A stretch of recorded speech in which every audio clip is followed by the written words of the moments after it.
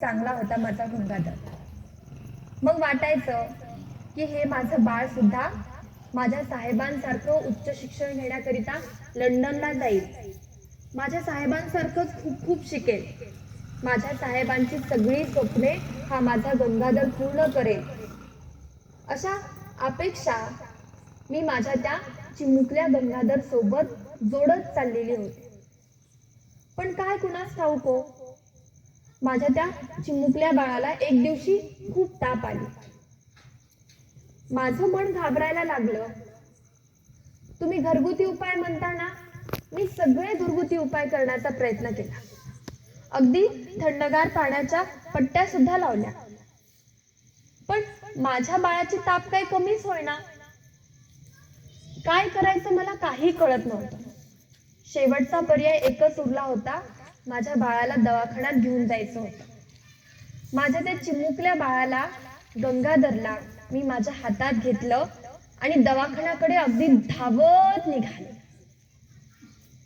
तिथे जाऊन पोचल्यानंतर डॉक्टरांना विनंती केली की अहो डॉक्टर, माझा बाळ गंगाधर गेले 2 दिवस झालो हो तापीने तडफडतोय. माझ्या लेकराला झालंय तरी काय? तुम्ही एकदा त्याला हात लावून बघा, एकदा तपासून बघा. माझ्या बाळाला काय झाले मला ते तरी सांगा. मी खूप विनवण्या केल्या बाळांना, पण तो शेवटी डॉक्टर काय म्हणाला माहिती? तो डॉक्टर म्हणाला, रमा, मागील बाकी भरल्याशिवाय गंगाधरवर काय इलाज करता येणार नाही. त्या एवढ्याशा तापीने तडफडत असणाऱ्या बाळाला घेऊन मी रस्त्यावरती बसलेली होती हो. माझं बाळ, त्याला औषध पाणी, दवा पाणी न मिळाल्यामुळे तापीने तडफडत तडफडत रस्त्यावरती मरून पडलो हो. रस्त्यावरती. मी मात्र तिथं ओरडत राहिले, बाळ गंगाधर, अरे उठ रे. तुझ्या या गरीब आईला एकदा आई म्हणून हाक मार बाळा, उठ रे.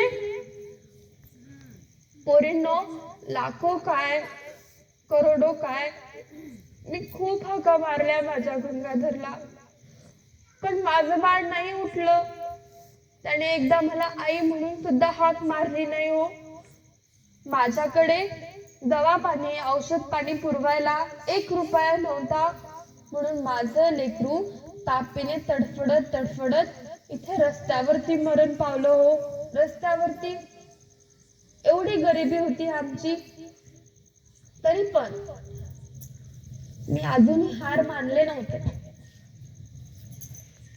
कारण मला खूप विश्वास होता